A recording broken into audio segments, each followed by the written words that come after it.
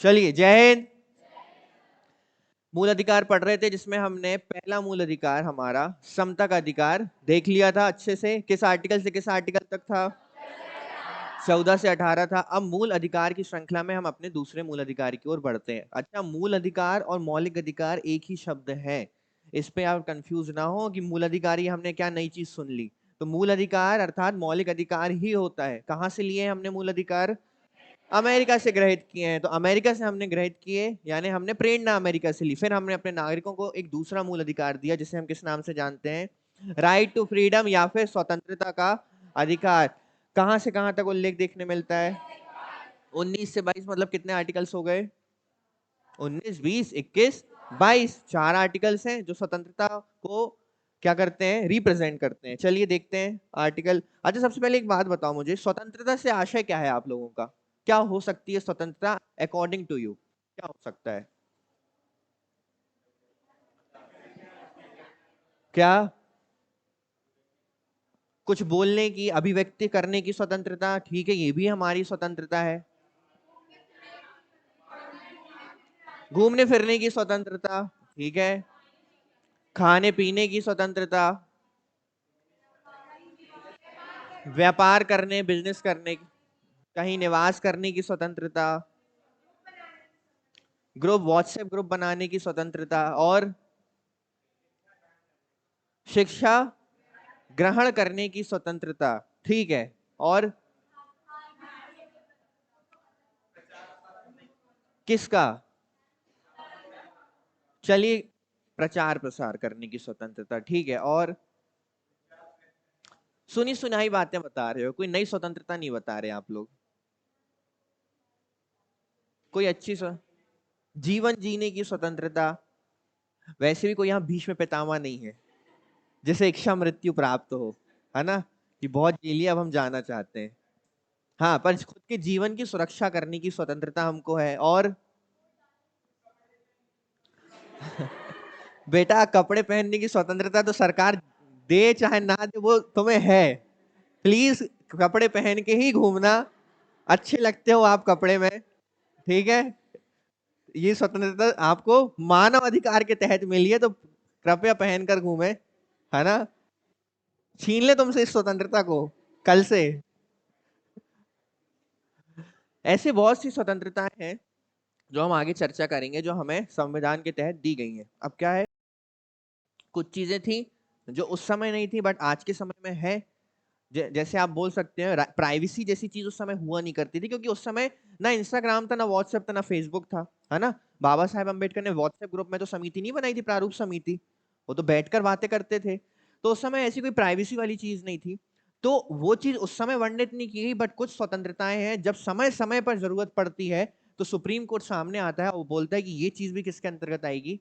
स्वतंत्रता के अंतर्गत आएगी, है ना। तो समय जैसे जैसे आगे बढ़ता जाएगा, स्वतंत्रताएं में नई नई चीजें ऐड होती जाएंगी। मुख्य मुख्य चीजें हमने ऐड की हैं आज की स्लाइड्स में, और जो चीजें समझने लायक है वो हम आप बेहतर ढंग से मतलब अपनी नींव तैयार कर लेंगे कि हाँ, ये चीजें होती हैं जिसे स्वतंत्रता में शामिल किया जा सकता है। तो चलो शुरू करते हैं हमारी स्वतंत्रता का सफर, देखते हैं क्या कहता है। अब सबसे पहले ये देखना, आप ये आ गया क्या? हाँ, सबसे पहले ये देखना कि इसके अंतर्गत कितने अनुच्छेद आते हैं? 4 अनुच्छेद आते हैं, 19, 20, 21, 22। ये अपने आप में संपूर्ण है, ठीक है, क्योंकि ये आपको इतने अधिकार देके चले जाएंगे जो आपको भारत में एक नागरिक के तौर पर जीवन जीने के लिए काफी है, काफी से भी ज्यादा है। अच्छा, एक चीज मुझे बता दीजिए, ये जो 4 आर्टिकल्स हैं, 19, 20, 21, 22, अच्छा इसमें एक आर्टिकल और है 21 ए, जिसे बाद में संविधान संशोधन के तहत जोड़ा गया है। ये जो आर्टिकल नंबर 19 है, ये भारतीयों को प्राप्त है या भारतीय और विदेशी दोनों को? सिर्फ भारतीयों को प्राप्त है। अच्छा, मैं आपको बताता हूं भारतीयों को ये क्यों प्राप्त है और क्यों प्राप्त नहीं होना चाहिए विदेशियों को।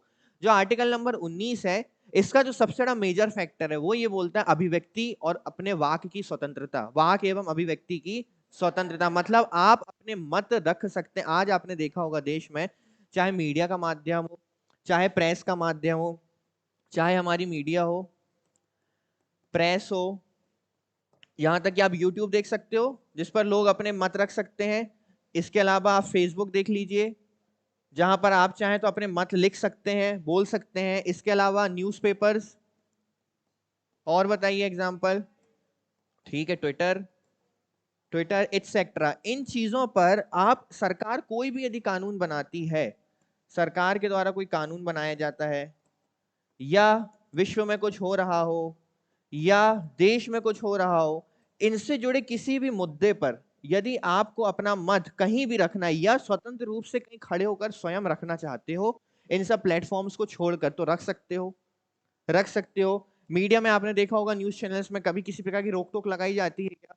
कभी सरकार ये दबाव बनाती है क्या मीडिया पे, भारत पे, कि आप केवल हमारा अच्छा अच्छा दिखाइए, खराब दिखाने की आपको आवश्यकता नहीं है? अब ये सब कहने की बातें हैं, कितना सत्य है कितना नहीं उस पर हमें चर्चा नहीं करनी कि मीडिया किसकी तारीफ करती है किसकी नहीं।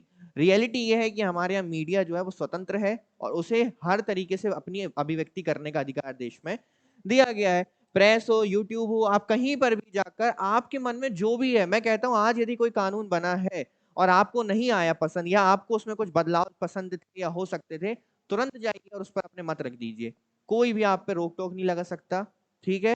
कोई भी आपको ये नहीं कह सकता कि आपने गलत बोला या सही बोला। परंतु अब ये चीज आपको पावर दी गई है। अच्छा, ये पावर आपको दी गई है, पर किसको नहीं दी गई है? अन्य नागरिकों को या अन्य विदेशी नागरिकों को। अच्छा, अन्य विदेशी नागरिकों को इस स्वतंत्रता ना देने के पीछे सबसे बड़ा रीजन मुझे बता सकता है कोई?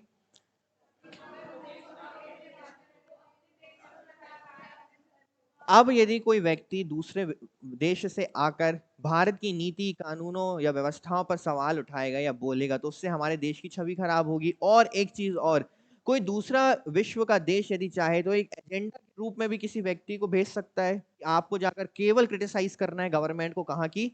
इंडिया की गवर्नमेंट को। तो इन चीजों को रोकने के लिए हमने किसको अभिव्यक्ति की आजादी नहीं दी? विदेशों को हमने अभिव्यक्ति की आजादी दी ही नहीं है। हमने उनको आर्टिकल 19 की पावर दी ही। अच्छा, आर्टिकल 19 में केवल अभिव्यक्ति नहीं आता है, बट इसका सबसे बड़ा मेजर फैक्टर कौन सा है? सबसे इंपॉर्टेंट पॉइंट अभिव्यक्ति ही है। इसके अंतर्गत अभी क्या क्या आते हैं वो मैं आपको बताऊंगा। तो आर्टिकल 19 हमने किसको नहीं दिया?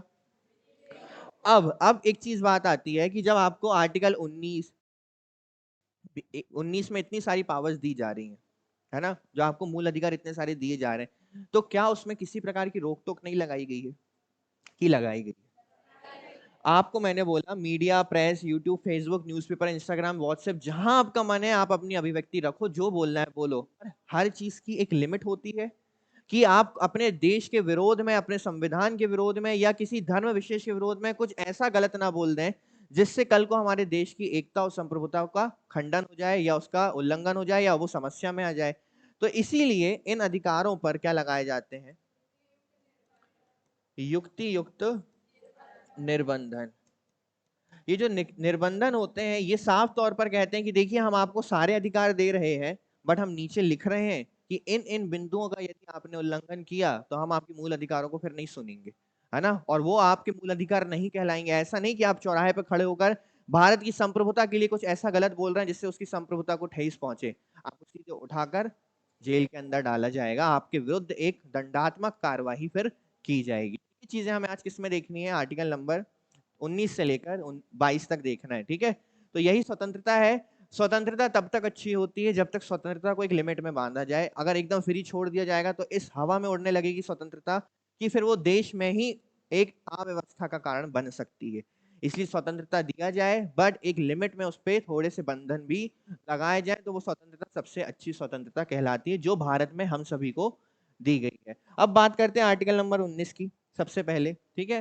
पहले हम इनका रिव्यू देख लेते हैं 19 से लेकर 22 तक। जो 19 है वो आपको कौन सी स्वतंत्रता देता है?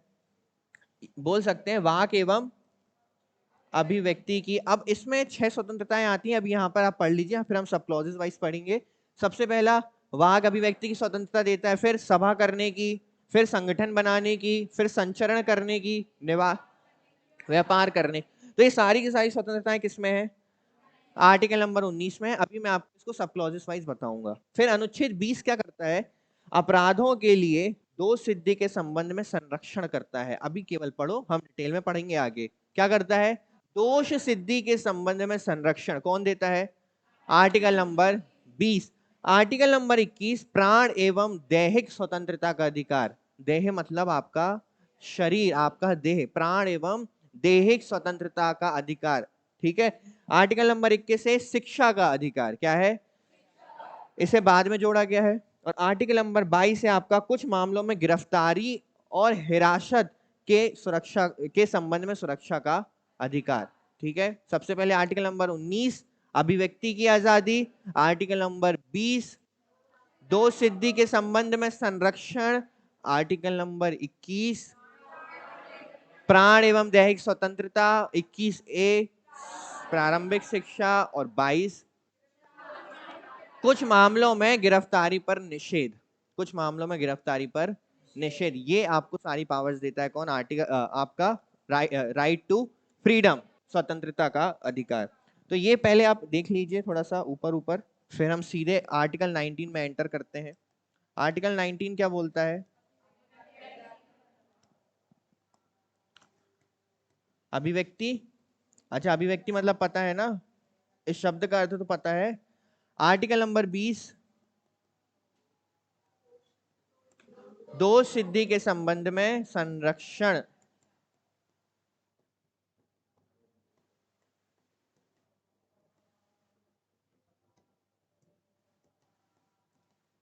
आर्टिकल नंबर 21 प्राण एवं दैहिक स्वतंत्रता,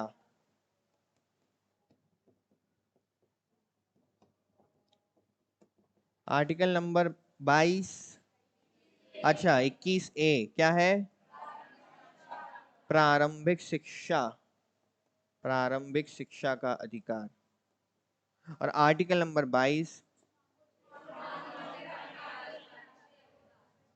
कुछ मामलों में गिरफ्तारी पर।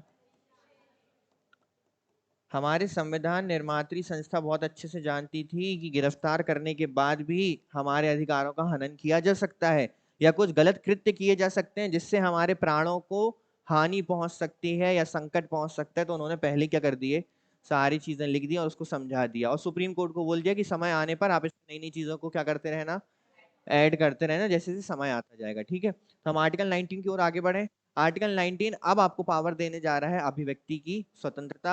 अब इसके अंतर्गत आपको केवल अभिव्यक्ति देखने नहीं मिलेगी, है ना, इसके अंतर्गत आपको वो अधिकार देखने मिलेंगे जो एज अ इंडियन सिटीजन आपके पास होना मस्ट है, इंपॉर्टेंट है। इसके बिना आप देश में किसी भी प्रकार के कार्य, निवास, सभा बनाना, अभिव्यक्ति करना, किसी भी प्रकार की चीजें नहीं कर सकते। तो ये तो मोस्ट इंपॉर्टेंट है आर्टिकल नंबर 19। तो चलो आर्टिकल नंबर 19 में पहुंचते हैं सीधे।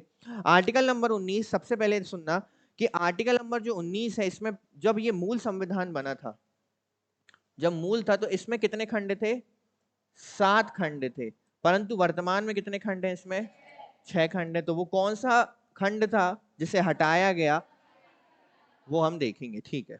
देखो भारतीय संविधान में अनुच्छेद 19 से लेकर 22 तक स्वतंत्रता के अधिकार की बात कही गई है। मूल संविधान के अनुच्छेद 19 के द्वारा नागरिकों को 7 स्वतंत्रताएं प्रदान की गई थीं।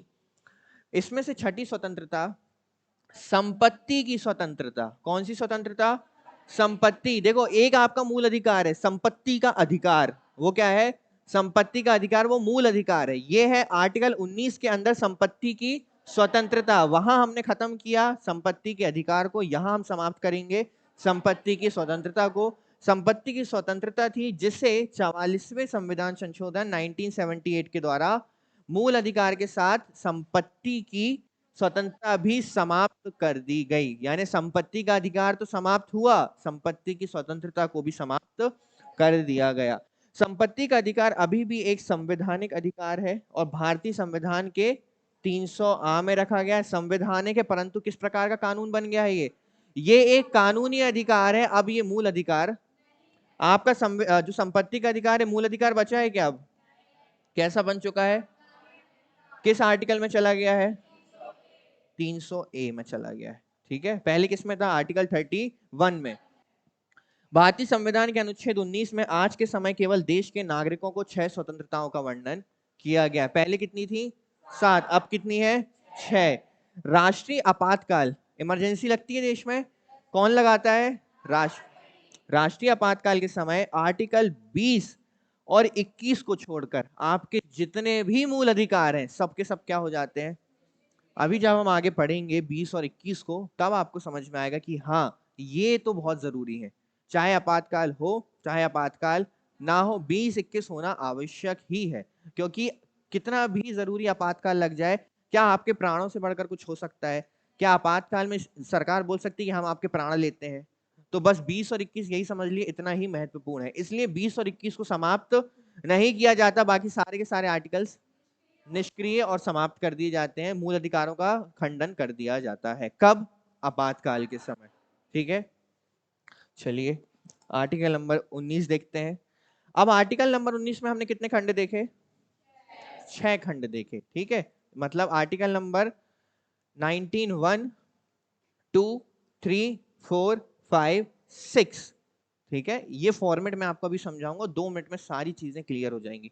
जितना मुश्किल दिख रहा उतना ही ज्यादा ये आसान है। ठीक है, देखो सबसे पहले जो आर्टिकल नंबर 19 1 है, 1 से लेकर कितने कहां तक है? 6 तक है। जो आर्टिकल नंबर 19 1 है उसमें कितने खंड है? 1 2 3 4 5 6। अब सुनना, यहां पर मैंने लिखा है 19 1 ए, बी, सी, डी, ई, एफ गायब है, एफ गायब है, एफ के बाद डायरेक्ट क्या आ गया? अभी हमने थोड़ी देर पहले देखा कि आर्टिकल 19 के तहत हमें पहले कितनी स्वतंत्रताएं दी गई थी, अब कितनी दी गई हैं? 6। ये आपकी 6 स्वतंत्रताएं। 7वीं स्वतंत्रता यहां बीच में थी 19 1 एफ, जो थी आपकी संपत्ति की स्वतंत्रता 19 1 एफ, जिसे 44वें संविधान संशोधन के द्वारा समाप्त कर दिया गया। ठीक है, तो मैं यहीं पर लिख देता हूं आपका कि जो 19 1 एफ है, इसे क्या कर दिया गया? जो आपका था संपत्ति की स्वतंत्रता, इसे अब क्या कर दिया गया है? समाप्त कर दिया गया है। किस संशोधन के तहत? 44वें 1978 के तहत हमने यहां जो बीच में था आपका 19 1 एफ, उसको क्या कर दिया? समाप्त। इसलिए यहां पे 91 एफ आपको देखने को नहीं मिलेगा। तो सीधे ए, बी, सी, डी, ई, जी, ये चीज समझ में आई। अब देखो इसको हम एक कहानी के तौर पे समझते हैं। ठीक है, कितने अधिकार प्राप्त हैं? 6। देखो सबसे पहले हमें चाहिए अभिव्यक्ति की आजादी, भाषण या, अच्छा, जब आपको भाषण, अभी इसको कहानी के तौर पे समझना, 2 मिनट में 6 के 6 आपको पूरे स्वतंत्रताएं याद हो जाएंगी। जब आपको भाषण और अभिव्यक्ति की आजादी हो जाएगी, मतलब बोलने की, तब आप एक सम्मेलन करवा सकते हो। यानी देखो, जब आपको अभिव्यक्ति की आजादी मिलेगी तो आप लोगों को इकट्ठा करके फिर अभिव्यक्ति कर सकते हो अपनी। तो दूसरा अधिकार आपको मिलता है हथियार रहित सम्मेलन। देखो ये शब्द लिखा गया है, हथियार रहित। ये नहीं बंदूक लेके पहुंच गए अभिव्यक्ति करने और धड़ धड़ धड़ धड़ चला रहे हो, ये सरकार के कानून हमें पसंद नहीं हो, फिर धड़ धड़ धड़ धड़ धड़ धड़, ऐसा नहीं हो सकता है ना। हथियार रहित शांति प्रिय सभा बुलाकर आप क्या कर सकते हो? सभा का आयोजन कर सकते हो। ठीक है, तो पहले हमने आपको दे दी अभिव्यक्ति, अब आप एक काम करो, हथियार रहित सम्मेलन करवा लो। अब हथियार रहित सम्मेलन आपने कराया तो इतने सारे लोग आपसे इंस्पायर हो गए कि क्या बोला यार, मजा आ गया, हम तो इंस्पायर हो गए इनकी अभिव्यक्ति से। तो हम चाहते हैं कि हम आपके साथ जुड़कर एक क्या बना लें? एक संगठन बना लें, और हम एक संगठन के तौर पे फिर क्या करेंगे? काम करेंगे। तो तीसरी आजादी क्या चाहिए हमें? संगठन या सभा बनाने की आजादी। ठीक है, कोई भी संघ या संगठन बनाने की आजादी। तो पहले मिली स्वतंत्रता हमें कौन सी? अभिव्यक्ति की। फिर मिली स्वतंत्रता हमें, और फिर हमें मिली स्वतंत्रता, संगठन बना लिया। अब संगठन बना लिया तो क्या संगठन एक जिले तक ही रह जाएगा? संगठन का प्रचार प्रसार भी करना है, तो हमको एक स्वतंत्रता और चाहिए। तो 19 बोलता है, बताओ, बोलते जाओ, हम देते जा रहे हैं। तो 19 बोलता है, 19 से डिमांड करते हैं कि हमें पूरे भारत में बिना किसी रोक टोक के घूमने की क्या चाहिए? स्वतंत्रता चाहिए। क्या चाहिए? पूरे भारत के क्षेत्र में बिना किसी रोक टोक के हम कहीं भी जा सकते हैं, घूम सकते हैं, हमें इसकी क्या चाहिए? 19 ने बोला चलो ये भी रख लो आप। ठीक है, पर इसके बाद वो रुकने वाले थे क्या? अब इन लोग अच्छी अच्छी जगह गए, कोई शिमला गया, कोई मनाली गया, कोई गोवा गया। अरे प्रचार प्रसार करने गए हैं ना, तो अच्छी अच्छी जगह चले गए, कोई सिक्किम चला गया, तो इनको वो जगह अच्छी लग गई, तो इनका क्या मन हो गया कि अब हम वापस नहीं जाते, अब हम यहीं पर अपना क्या बनाएंगे? घर बनाएंगे। तो फिर ये दौड़ के जाते हैं 19 के पास और बोलते हैं एक स्वतंत्रता और। कौन सी स्वतंत्रता? निवास करने की स्वतंत्रता दो अब हमें, है ना। घूम तो लिए पर ये जगह अच्छी लग गई, हमें क्या चाहिए? अब हमें पूरे भारत में किसी भी क्षेत्र में निवास करने की क्या चाहिए? अब चलो निवास की स्वतंत्रता भी 19 का दिल बड़ा था। ठीक है, तो वो भी क्या कर दी? 19 ने दे दी। 19 के पास अब क्या होता है, अब कहीं आपने निवास कर लिया उस जगह की खूबसूरती को देखने, है ना। अब अपना जीवकोपार्जन कहाँ से करोगे, आजीविका कैसे चलाओगे, है ना। उसके लिए क्या चाहिए, पैसा। पैसा चाहिए ना खर्चा करने के लिए। अगर आपने किसी जगह अपना घर बना लिया, आपकी धर्म पत्नी आपसे अगर कुछ मांग रही है और आपके पास तो कुछ है ही नहीं, क्योंकि आपने तो 19 से मांगा था रहने की जगह, तो आपने 19 से बोला कि हम जिस स्थान पर भी निवास करें भारत के क्षेत्र में, उस क्षेत्र में या भारत के संपूर्ण क्षेत्र में कहीं पर भी हमें व्यापार करने का अधिकार चाहिए। ठीक है, व्यापार या व्यवसाय करने का।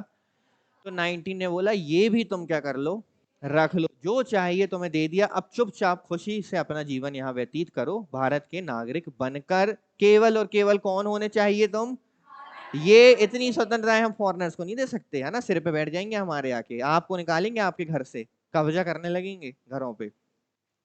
क्या होगा देखो, 19 से लेकर 19 से लेकर जी तक हमें टोटल 6 स्वतंत्रताओं की बात कही गई। हमने इसको एक कहानी के तौर पर देखा। सबसे पहले हमने बात की अभिव्यक्ति के बाद सम्मेलन, सम्मेलन के बाद संघ, संघ बना के फिर संचरण, संचरण के बाद निवास, और निवास के बाद बस समाप्त। इतना ही है आर्टिकल 19। 6 स्वतंत्रता याद हो गई, मतलब पूरा आर्टिकल 19 बन गया आपसे।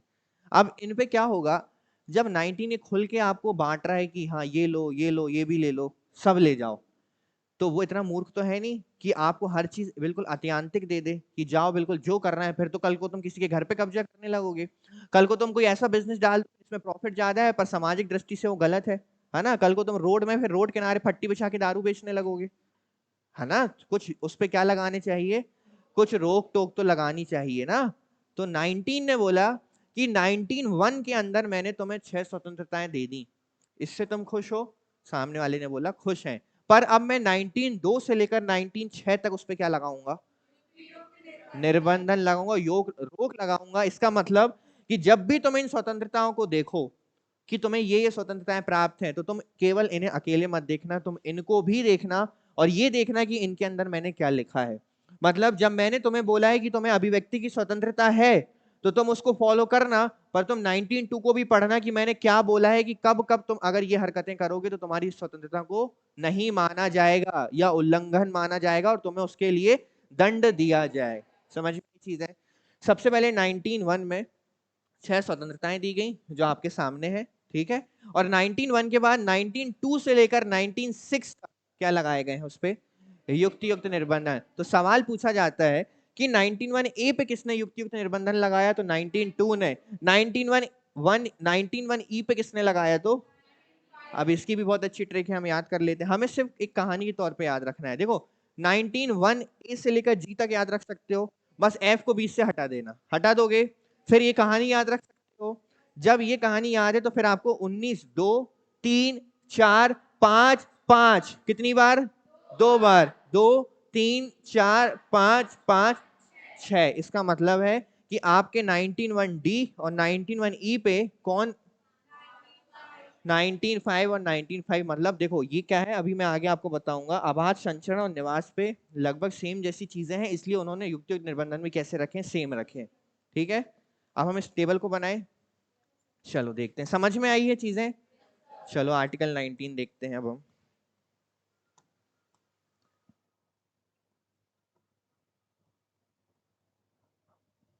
अनुच्छेद 19, ठीक है। सबसे पहले यहाँ अनुच्छेद या आर्टिकल,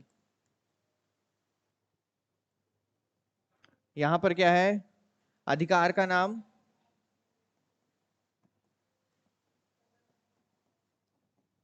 और यहां पर क्या है, उस पर जो युक्ति युक्त निर्बंधन लगाए गए हैं। ठीक है,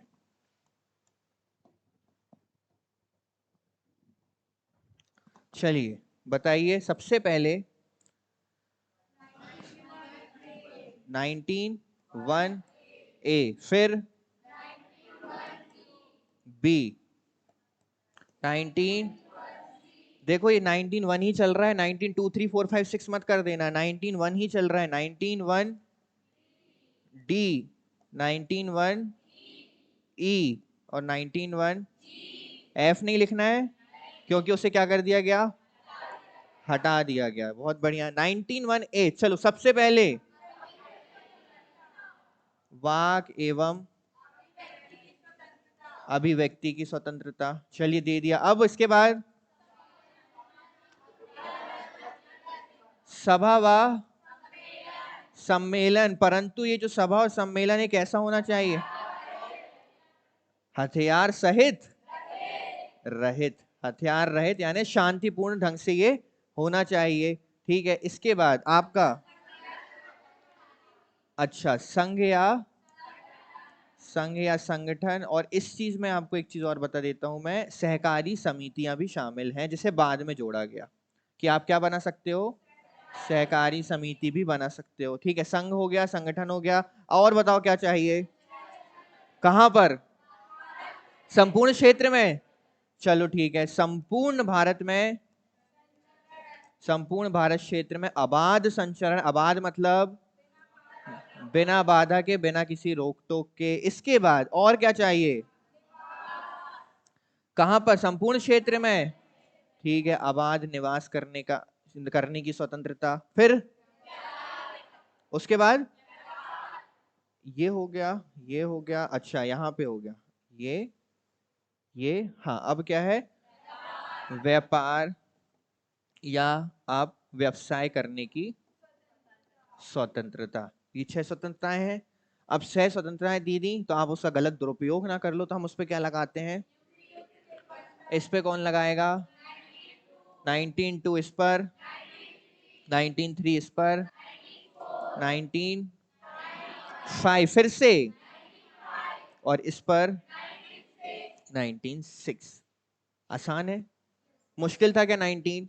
बस इतना ही तो है 19, कुछ नहीं है इसमें। अब मैं आपको जब डिटेल पढ़ाऊंगा तो बिल्कुल एकदम जैसे KG1 KG2 के बच्चे पढ़ते हैं ना छोटी चीजें, उसमें वैसे आपका सारा कंप्लीट हो जाएगा। क्लियर है? ये टेबल अच्छे समझ में आई? ये टेबल का एक बार हम रिवीजन करेंगे क्लास के लास्ट में बाद में। ठीक है, चलिए आगे बढ़े, देखते हैं आगे और क्या है 19 में लिखा। 6 अधिकार समझ में आ गए। यहां बीच में एक अधिकार अपनी जगह बनाए हुआ था, इसको हमने उठा के फेंक दिया। 19(1)(f) जो यहां लिखा था संपत्ति की स्वतंत्रता, हमने उसे उठाकर ही क्या कर दिया? अलग कर दिया। चलिए 19(1)(a) में आते हैं। बोलने और अभिव्यक्ति की स्वतंत्रता, प्रत्येक नागरिक को भाषण द्वारा, लेखन द्वारा, मुद्रण द्वारा, चित्र द्वारा, किसी अन्य तरीके से स्वतंत्र रूप से किसी भी विचार और विश्वास को व्यक्त करने का क्या है? जैसे व्यक्त करना तुम करो, नाच के करो, गाकर करो, लेट कर करो, सो के करो, तुम्हें जिस प्रकार से अपनी अभिव्यक्ति करना है तुम कर सकते हो, तुम्हें रोक टोक नहीं करेंगे। सुप्रीम कोर्ट ने इस पे निम्न अधिकारों को माना है। देखो अब क्या हुआ, इन्होंने 19(1)(a) में सुप्रीम कोर्ट ने कोई नई चीजों को भी ऐड कर दिया कि इन्हें भी भाषण और अभिव्यक्ति के अंतर्गत माना जाएगा। फोन टैपिंग के विरुद्ध अधिकार, आपका फोन टैप ना हो यह आपका अधिकार है कि आपके फोन को टैप नहीं किया जा सकता, आपके फोन की बातें कोई और ना सुने, है। इसे सुप्रीम कोर्ट ने किस में रख दिया? 19(1)(a) के अंदर रख दिया। फिर उन्होंने बोला शांति का अधिकार भी है किसके पास? हमारे पास। अभिव्यक्ति का अधिकार है किसके पास? राइट टू इंफॉर्मेशन है किसके पास? प्रेस की स्वतंत्रता, प्रेस स्वतंत्र रहेगी तभी तो अभिव्यक्ति स्वतंत्र रहेगी। और इस पे उन्होंने एक चीज बोला कि देखो आपको प्रदर्शन एवं विरोध करने का अधिकार है, परंतु हड़ताल करने का, याद रखना ये जो हड़ताल है ना आपका, ये आपका संवैधानिक अधिकार नहीं है। जो आप हड़ताल होते देखते हैं ना, ये एक कानूनी अधिकार है। जो आप देखते हो ना रोड में बैठ जाते हैं डंडे पकड़कर, है ना, हमारी मांगे पूरी करो, तो ये जो अलग प्रकार की जो ब्रीड होती है ना हड़ताल करने वाली, देश के जो काम को रोक देती है, ये संवैधानिक नहीं है। ठीक है, अब बात करते हैं, ये चीजें समझ में आई कि 19(1)(a) में सुप्रीम कोर्ट ने फोन टैपिंग के अधिकार, ना होने का अधिकार, शांति के अधिकार, सूचना का अधिकार, प्रेस की स्वतंत्रता और प्रदर्शन करने के अधिकार को शामिल किया है। ये सब तो दे दिया सुप्रीम कोर्ट ने। इसके बाद अब 19(2) प्रकट होने वाला है, वो बोलेगा कि बहुत अधिकार मिल गए, अब थोड़ी सी क्या लगाई जाए? रोक लगाई जाए। तो अनुच्छेद 19(2) बोलता है कि इन पर निम्न आधारों पर हम क्या लगा सकते हैं? सबसे पहला आधार जो है वो है राज्य की सुरक्षा। राज्य की, ऐसा ना हो कल को अभिव्यक्ति के नाम पे आप अपने ही देश की कोई बातें, मतलब अभी हम तो नागरिक हैं पर कुछ तो उच्च अधिकारी भी होते हैं ना, या कोई भी व्यक्ति कल को राष्ट्र के विरोध में या राज्य की आंतरिक सुरक्षा से संबंध में कुछ ऐसी चीज अभिव्यक्त कर दे जो नहीं करना था, जो कल को राज्य की सुरक्षा को हानि पहुंचा सकता है। अगर ऐसा करोगे तो आपके ऊपर क्या किया जाएगा, कार्रवाई की जाएगी। फिर एक शब्द आता है भारत की एकता और संप्रभुता। आपके मुंह से निकला कोई भी शब्द कभी भी भारत की एकता, अखंडता, संप्रभुता को नुकसान नहीं पहुंचाना चाहिए, है ना। हमारे यहाँ पर उन लोगों को बिल्कुल कोई अधिकार नहीं दिए गए हैं जो अपने अभिव्यक्ति के नाम का या अभिव्यक्ति की शक्तियों का गलत उपयोग कर आर्टिकल 19 का दुरुपयोग कर अभिव्यक्ति के नाम पर कुछ भी अनाप शनाप बोल दें, देश विरोधी नारे लगा दें या किसी वर्ग विशेष के लिए गलत बोल दें, है ना। आपने देखा होगा अक्सर कुछ विश्वविद्यालय में, जैसे जेएनयू विश्वविद्यालय है, यहाँ पर जो टुकड़े टुकड़े गैंग है, जो भारत तेरे टुकड़े होंगे जैसे नारे लगा देते हैं या फिर कुछ आतंकवादियों के समर्थन में अपनी बातें रख देते हैं, तो ऐसे लोगों को जूते और डंडे मारने का अधिकार कौन देता है? हमारा आर्टिकल 92। आर्टिकल 92 बोलता है कि इन्हें सामने लेकर आइए, जो टुकड़ों की बात कर रहे हैं, उन्हें इतने जूते मारिए कि बिल्कुल जीवन भर याद रखें कि टुकड़े होने की बात इनके मुंह से दोबारा ना निकले। तो ये पावर कौन देता है? आर्टिकल नंबर 19(2) देता है कि बेटा उतना बोलो जितना आपकी लिमिट है, जितना आपको अभिव्यक्ति की आजादी दी गई है। अभिव्यक्ति के नाम पे हवा में इतना मत उड़ो कि आप देश के ऊपर, संविधान के ऊपर अपने आप को मानने लगो। ठीक है। इसके बाद विदेशी राज्यों से मित्रवत संबंध। अब मान के चलते हैं कि हमारे कोई महान नेता आते हैं राज्य के और वो बोल देते हैं, मान लेते हैं कोई राज्य के अच्छे नेता हैं, सांसद चुने गए किसी भावी क्षेत्र से, बहुत ज्यादा पढ़े लिखे लोगों के द्वारा कोई महान पढ़ा लिखा व्यक्ति चुना गया, ठीक है। और वो खड़े होके बोल देते हैं कि जो बाइडेन मुर्दाबाद, ठीक है, जो बाइडेन तुम्हारी नीतियां हमें पसंद नहीं आ रही है ना, तुम भारत से दोस्ती बढ़ाओ जो बाइडेन, और कुछ भी अनाप शनाप बोल देते हैं। वहां हमारी केंद्र सरकार दोस्ती निभा रही है अमेरिका के साथ, पर यहाँ हमारे कुशल नेता पढ़े लिखे क्या बोल देते हैं, कुछ गलत शब्द बोल देते हैं, जिससे हमारे कुछ मित्रवत संबंध उनसे कैसे हो सकते हैं, खराब हो सकते हैं। या फिर कोई ऐसी बात बोल देना या कुछ ऐसी चीजें कर देना जिससे अन्य देश में हमारी छवि बिगड़ सकती है या उनसे हमारे संबंध खराब हो सकते हैं। तो ऐसी स्थिति में आपके अभिव्यक्ति को क्या कर दिया जाता है, रोक दिया जाता है कि रुक जाओ, ये आपके क्षेत्राधिकार से बाहर है, आप इसका दुरुपयोग ना करें। इसके बाद नैतिकता। अब ये नैतिकता तो आप जानते हो, अब अभिव्यक्ति के नाम पे गाली गलौज तो आप कर नहीं सकते, है ना, कि कैमरे के सामने है और सब गाली पे बिल्कुल उतारा है कि हमें ये पसंद नहीं आ रहा, हमें वो पसंद नहीं आ रहा, जूते मारेंगे, ये करेंगे, वो करेंगे, कुछ भी अनाप शनाप आप नहीं बोल सकते। तो ये नैतिकता कहलाती है, ठीक है।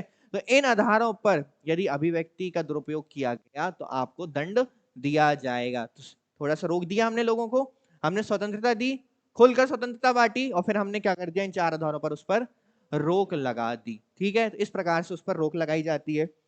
आर्टिकल नंबर 19(1)(b) यह अनुच्छेद भारतीय नागरिकों को शांतिपूर्ण बिना हथियार के सभा और सम्मेलन करने का अधिकार देता है। इस पर कौन रोक लगाता है? 19(3) लगाता है। इसके तहत ये बोलता है कि देखो, आपके सम्मेलन से लोक व्यवस्था नहीं बिगड़नी चाहिए, है ना। लोक व्यवस्था बिगड़ेगी तो उसको हम क्या मानेंगे, फिर एक उल्लंघन मानेंगे आर्टिकल नंबर 19(1)(b) का। तो इसमें जो युक्ति युक्त निबंधन लगाया गया उसमें बोला गया कि लोक व्यवस्था नहीं बिगड़नी चाहिए और आपके सम्मेलन और सभा में कोई भी ऐसी चीज ना हो जो भारत की संप्रभुता और अखंडता को नुकसान पहुंचाए। आप सम्मेलन करके आप ऐसा नहीं कि भारत की अखंडता के लिए कुछ बोल रहे हैं, या फिर आपने देखा होगा अक्सर कि वर्ग विशेष को भड़का दिया जाता है जिससे दंगे हो जाते हैं, है ना, या एक अलग राज्य की मांग जिससे गृह युद्ध की स्थिति हो सकती है। तो इन सब चीजों को रोकने का काम कौन करता है? Article number 19(3). इतना मुझे लगता है कि आप लोग थोड़ा सा अपने दिमाग से चीजें सोच पा रहे होंगे कि हमें जो अधिकार दिए गए हैं उस पर किस प्रकार से उसको रोका गया है ना, ताकि उसका दुरुपयोग ना किया जा सके। इसके बाद आर्टिकल 19(1)(c) कहता है कि आप संघ और सहकारी समितियां बना सकते हो। अच्छा, सहकारी समिति बनाने का अधिकार 97th कॉन्स्टिट्यूशनल अमेंडमेंट 2011 के द्वारा शामिल किया गया है। ऐसा नहीं है कि इसके पहले ये अधिकार नहीं था, ये अधिकार था, संघ बनाने का अधिकार था, समिति बनाने का अधिकार था, पर ये शब्द उसमें इंक्लूड नहीं था। इसमें सहकारी समिति बनाने के अधिकार को भी जोड़ दिया गया और 19(4) में बोला कि देखो इस पे निर्बंधन लगाएंगे, कैसे कि आपका संगठन ऐसा ना हो जो लोक व्यवस्था को बिगाड़े, सदाचार में रहना होगा किसको, आपके समिति या संगठन को, और वही सेम चीज कि आपका संगठन देश विरोधी नहीं होना चाहिए, भारत की एकता और अखंडता को वो नुकसान। अक्सर देखा होगा आपने, इस पावर का उपयोग करके कुछ ऐसे संगठन बन जाते हैं जो केवल और केवल देश विरोधी गतिविधियां ही करते हैं। पहले कोशिश करते हैं छिपकर करने की, बाद में जब उजागर होते हैं तो सरकार द्वारा क्या किया जाता है, सरकार द्वारा उन्हें बैन किया जाता है। आपने देखा होगा कितने सारे संगठन होते हैं जिसको सरकार बैन कर देती है, उन पर रोक लगा देती है। तो बस इन्हीं आधारों पर लगाती कि आप देश की संप्रभुता या एकता को क्या कर रहे हो, नुकसान। अब कुछ संगठन आएंगे, वर्ग विशेष को भड़काएंगे और उनसे बोलेंगे कि डिमांड रखो, सरकार के विरोध में स्वर उठाओ, है ना। चलिए, सरकार का विरोध स्वर उठाने के सबको अधिकार है, अगर आपको सरकार की नीतियां पसंद नहीं आती हैं, पर सरकार और देश में फर्क होता है। सरकार विरोधी स्वर और देश विरोधी स्वर, एक तरफ आप जागरूक नागरिक बन रहे हैं और दूसरी तरफ आप देशद्रोह का कार्य कर रहे हैं, ठीक है। तो जो दूसरा काम करेगा वो तो निपटेगा, आर्टिकल नंबर 19(4) के तहत। इसके बाद 19(1)(d) बोलता है भारतीय नागरिक को संपूर्ण भारत में अबाध रूप से आने जाने का। अब देखना, पहली चीज की वो साधारण जनता के हित में हो। बेटा किसी के घर में भी मत घुस जाओ जाके, कि हमें भारत के संविधान में आर्टिकल 19(1)(d) बोलता है अबाध संचरण, गेट खोलो, हम यहीं रुकेंगे आज रात, ऐसा आप नहीं कर सकते। साधारण जनता के वो हित में होना चाहिए। कल को तो आप पीएम आवास घुस जाओगे। आवाज संचरण, सिक्योरिटी गार्ड साइड हो जाइए, आर्टिकल नंबर 1D। बेटा इतना मारेगा ना पूरे, इस पे तो भाई युक्ति युक्त छोड़ो, अलग ही निर्बंधन लगेंगे आपके ऊपर। और किसी अनुसूचित जनजाति के हितों के संरक्षण के लिए, आपको पता है कि कुछ क्षेत्र केवल जनजातियों के निवास स्थान के लिए हैं, आबाद संचरण के नाम पे आप उनके घरों में घुसकर जबरदस्ती या फिर उनसे मिलने के चक्कर में उन्हें परेशान नहीं कर सकते। इसका एक बहुत अच्छा एग्जांपल है लक्षद्वीप में सेंटिनल आइलैंड है जो, है ना, लक्षद्वीप में है। लक्षद्वीप तो पता है ना किसका भाग है, भारत या अमेरिका? भारत का भाग है ना। लक्षद्वीप में एक आइलैंड है सेंटिनल, ठीक है, उस पर एक जनजाति रहती है सेंटनीज। ये सेंटनीज के पास जो जाता है सेंटनीज उसको निपटा देते हैं, ठीक है, क्योंकि सेंटनीज ने कभी भारत का संविधान तो पढ़ा नहीं, तो उसमें जीवन प्राण दया की स्वतंत्रता ये सब उन्होंने देखा नहीं। वो तो भाला लेके तैयार रहते हैं, आओ बेटा सीधे आपके नीरज चोपड़ा की तरह सीधे भाला मारते हैं, सीधे आपका प्राण दया स्वतंत्रता। इसलिए सरकार ने बोला कि बेटा अगर आपको अपनी स्वतंत्रताएं बचानी है ना तो इसका उल्लंघन मत करना, इसका उल्लंघन किए तो हम तो बाद में दंड देंगे, जनजातियां तुम्हें पहले ही दंड दे देंगी। तो सेंटिनीज क्या करते हैं, सेंटिनीज किसी से कम्युनिकेट नहीं करते, है ना, गवर्नमेंट भी उससे कम्युनिकेट करने की कोशिश नहीं करती, वो अपना जीवन जिस प्रकार से जी रहे हैं उन्हें जीने दिया जाता है। अब आप अबाध संचरण के नाम पे अपनी नाव चलाकर लक्षद्वीप में सेंटिनल में घुस जाओ और हेलो हाय सत श्री अकाल ये सब करने लगो और फिर आपको भाला पड़ जाए, तो उसमें गलती किसकी है, आपकी है ना। इसलिए सरकार कहती है कि 19(5) पढ़ लेना, कहीं भी जाने से पहले 19(5) को एक बार अच्छे से देख लिया करो, क्लियर है। तो इस प्रकार से उस पर क्या लगाए गए हैं। अब सेम चीज देखो, ये सेम आर्टिकल है भारत पर आबाद संचरण कर का, और इसके बाद जो अगला आर्टिकल आएगा वो है कहीं भी।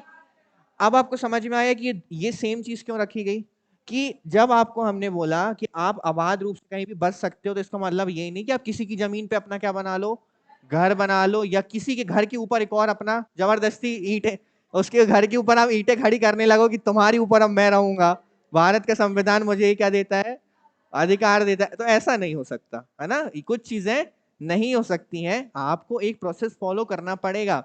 और वही चीज होती है कि किसी का माने कि अब मैं बैगा के साथ रहूंगा, या किसी का माने कि मैं भी सेंटिनीज के साथ रहूंगा, तो ये चीज नहीं हो सकती। जनजातीय क्षेत्र में वो जनजातियां निवास करती हैं और उनके क्षेत्र पर आप अतिक्रमण नहीं कर सकते, सरकार आपको इसकी अनुमति नहीं देती। तो जो समाज में सिस्टम चल रहा है उसी सिस्टम को फॉलो करो और आवास अपना निवास स्थान वहां पर बनाओ, क्लियर है। तो हमने 19(5) को दो जगह सेम रखा हुआ है, 19(1)(d) और 19(1)(e) में। इसके बाद 19(1)(f) गायब हो जाएगा बीच से क्योंकि उसको हमने हटा दिया। 19(1)(g) आता है और ये बोलता है कि आप भारत के सभी नागरिकों को व्यापार, उपजीविका और कारोबार करने की क्या देता है। इस पे अब ये युक्त निर्बंधन 3 प्रकार से लगाता है। पहला, साधारण जनता के हित में, इसलिए कल को ऐसा ना हो कि आज जैसे दूध वाले आपके घर में 1 लीटर दूध लेकर आते हैं, कल को बोतलें लेकर आने लगे, डिलीवर्ड होने लगे बोतलें। इस चीज को रोकने के लिए कि साधारण जनता के हित में होना चाहिए, है ना, पता चले साइड वाला कुछ और ही बिजनेस कर रहा है, वहां पे असामाजिक तत्व आ रहे हैं, पूरी समाज की व्यवस्था बिगड़ी हुई है, जो महिलाएं रहती हैं, जो लड़कियां रहती हैं, वो असुरक्षित महसूस करती हैं केवल उस बिजनेस के या व्यापार के कारण। तो ऐसे व्यापार को वहां पे अनुमति नहीं दी गई है। इसके बाद आपको पता है ना, अगर मदिरा को आपको बेचना है तो उसके लिए स्थान निश्चित करता है और सरकार आपको लाइसेंस देती है उसको बेचने का, घर घर जाकर होम डिलीवरी आप नहीं कर सकते हो, ठीक है, हालांकि होती है पर वो गैर वैधानिक है। आवश्यक तकनीकी योग्यता के आधार पर। अब एक चीज बताइए, आप जो भी बिजनेस कर रहे हैं है ना, या जो धंधा करने वाले हैं, आपको उसका तकनीकी ज्ञान होना चाहिए। अब आप कर रहे हो क्या, मेडिकल स्टोर पे काम, सामने वाले ने आपसे बोला पैर दुख रहा है, आपने उसको उल्टी की गोली दे दी। समझ में आ रहा है? पैर दर्द दूर करने गया था, कोई नई चीज शुरू हो गई उसकी, है ना। सिर उसका दुख रहा है, आपने कुछ और ही दे दिया, उसको बेहोश होके पड़ा है वो। समझ रहे हो? तो आपको क्या होना चाहिए, उस चीज का नॉलेज होना चाहिए। तो आवश्यक तकनीकी योग्यता के आधार पर युक्ति युक्त क्या लगाए जा सकते हैं, निर्बंधन लगाए जा सकते हैं। और राज्य किसी व्यवसाय पर एकाधिकार या नियंत्रण स्थापित कर सकता है। आपको पता है कि राज्य सरकार यदि चाहे तो किसी भी बिजनेस का राष्ट्रीयकरण करके, या केंद्र सरकार चाहे राष्ट्रीयकरण करके उसको अपने कंट्रोल या नियंत्रण में ले सकती है। क्लियर है? तो इस प्रकार से 19, 2, 3, 4, 5, 6 युक्ति युक्त निर्बंधन लगाते हैं। इनको ना भी पढ़ो तो केवल इतना याद रखना कि 19, 2 से लेकर 6 तक युक्ति निर्बंधन लगते हैं। अब इतनी समझ आप में खुद है कि देखो इस चीज पर इस प्रकार के निर्बंधन लगाए जाते हैं। अभिव्यक्ति पे आप देश की अखंडता नहीं बिगाड़ सकते, देश की स्वतंत्रता और अखंडता को नुकसान नहीं पहुंचा सकते। कहीं भी निवास करने जाओगे तो लोग परेशान ना हो, लोगों को दिक्कत ना हो, लोक हित में वो चीज होनी चाहिए, जातियों को नुकसान नहीं पहुंचना चाहिए। तो ये सारी चीजें आर्टिकल 19 हमारा कहता है। क्लियर है? तो 19 ने हमें 6 स्वतंत्रताएं दी और 2 से 6 तक उस पर क्या लगा दिए, युक्ति युक्त निर्बंधन लगा दिए। क्लियर है? चलिए 19 अच्छे से समझ में आया। आगे बढ़े 20 की ओर। अब देखते हैं 20 में ऐसा क्या लिखा है जो आपातकाल के समय उसको समाप्त नहीं होने देता है। ठीक है, अपराधों के लिए दोष सिद्धि के संबंध में नागरिकों के संरक्षण से संबंधित। आप मुझे एक बात बताओ, आपको यदि कोई भी अपराध आपने किया हो चाहे ना किया हो, ठीक है, अगर आपको उसके लिए सीधे जेल डाल दिया जाए तो सही होगा क्या? चलो मान के चलते हैं कि आपने, आपको पता है हमारी जो सिस्टम है, हमारा जो सिस्टम है, यदि मैं कह रहा हूं कि मैंने गुनाह किया है, ठीक है, मैंने एक हत्या की है, परंतु मुझे उस वक्त तक सजा नहीं होगी जब तक कि मुझे आप सबूत के तौर पर क्या नहीं कर सकते हैं, दंडित या दोषी साबित नहीं कर सकते हैं, है ना। हमारा न्यायालय इसी फॉर्मूला पे काम करता है, सबूत चाहिए। न्यायालय क्या बोलता है, 100 दोष करने वाले छूट जाए पर एक निर्दोष को सजा नहीं होनी चाहिए। अब देखो क्या होता है, अब कोई व्यक्ति पे जबरन आरोप डाले जा सकते हैं, है ना, या किसी व्यक्ति को कहीं फंसाया जा सकता है, तो उसको खुद के संरक्षण में कोई चीज तो देनी पड़ेगी ना, कि कल को दुरुपयोग ना हो कि इन्हें उठाकर जेल में डाल के इनका जीवन ही बर्बाद कर दें या जीवन ही समाप्त कर दें। किसी व्यक्ति को विधि के उल्लंघन के आधार पर ही क्या किया जाएगा, दंडित। ऐसा नहीं कि विधि पे नहीं लिखा है तो आपने उसको क्या कर दिया, दंडित कर दिया। और ये जो पावर्स मैं आपको बता रहा हूँ ये वाकई में बहुत काम आती है, क्योंकि आपने देखा होगा कि अक्सर हमारे या पुलिस वाले होते हैं या जो होते हैं वो अपने अधिकारों का दुरुपयोग करते हैं। सभी नहीं करते, कुछ तो करते हैं। छोटी छोटी बातों में उन्हें जेल में जाकर बैठा देते हैं, बंद कर देते हैं, मारपीट करते हैं, उनके साथ जबरन पैसों की वसूली करते हैं। तो हमें पता होना चाहिए कि हमारे पास ऐसे कौन से अधिकार हैं जो हमें इन चीजों से बचा सकते हैं, क्योंकि वो संवैधानिक है, वैधानिक नहीं है। अगर इसका उल्लंघन कोई भी अधिकारी करेगा तो वो अधिकारी मुसीबत में पड़ सकता है। तो इसके तहत 3 प्रकार से ये हमें बचाता है। कितने प्रकार से? आर्टिकल नंबर 20 में 3 प्रकार से बचाव की बात की गई है दोष सिद्धि के संबंध में। मतलब दोष सिद्धि मतलब कि जिस अपराध के लिए आपको दोषी माना जा रहा है। पहली होती है पूर्वव्यापी आपराधिक कानून, इसे बोला जाता है एक्स पोस्ट फैक्टो लॉ। देखो इसे, देखो मैं आपको इसको सरल भाषा में समझा देता हूं बहुत अच्छे से। मान के चलते हैं कि 1980 में किसी व्यक्ति ए ने कोई कोई जुर्म किया, ठीक है, कोई जुर्म किया, परंतु 1980 में इसने जो जुर्म किया अभी ये किसी को पता नहीं है, ठीक है, और 1980 तक इसने जो कृत्य किया है इसे जुर्म की श्रेणी में नहीं रखा गया है, ठीक है, 1980 में इसे जुर्म की श्रेणी में नहीं। चलिए मान के चलते हैं कि इसने क्या किया, कोई अच्छा सा जुर्म बताओ, कौन सा जुर्म करवाना चाहोगे? मर्डर तो पहले भी जुर्म था, आज भी, क्यों 1947 में मर्डर करने पे खुली छूट थी क्या, कि जाओ बेटा जहां मन करा चक्कू मार दो? ऐसा था क्या? चक्कू लेके घूमते थे ऐसे ऐसे हर जगह? तो कोई ऐसा बताओ जिसे जुर्म बनाया जा सकता है आगे चलकर। ठीक है, चलो मैं इसमें रख देता हूं कि क्या, चलो बाल विवाह रहने देते हैं, इस पे हम रख देते हैं कि बाल अधिकारों का हनन। ठीक है, बाल अधिकारों का हनन या बालकों का दुर्व्यापार। अब ये कब किया गया? 1980 में। अब क्या होता है, 1981 में एक कानून एक कानून आता है किससे संबंधित, कि जो बाल अधिकारों का हनन करेगा उसको अब 5 वर्ष की सजा सुनाई जाएगी। ये कानून कब आता है? ये जो व्यक्ति ए है इसने कब किया है? अब होता क्या है, 1920 में एक बालक आता है, जो कि अब बालक रह नहीं गया, बड़ा हो गया होगा, पर वो आता है, उसमें हिम्मत आ जाती है, ठीक है। और वो आके बालक बोलता है न्यायालय के सामने कि ये जो व्यक्ति ए है ना साहब, इसने मेरे बाल अधिकारों को क्या किया था, हनन किया था, तो आप इसके विरुद्ध कार्यवाही करो। न्यायालय बोलेगा ठीक है, कब किया हमें बताओ। तो वो बोलेगा इसने किया था 1980 में। फिर न्यायालय चेक करेगा क्या इससे संबंधित कानून है, सजा का प्रावधान है, तो न्यायालय को पता चलेगा कि हाँ सजा का प्रावधान है, इसमें कितने वर्ष की सजा है, 5 वर्ष।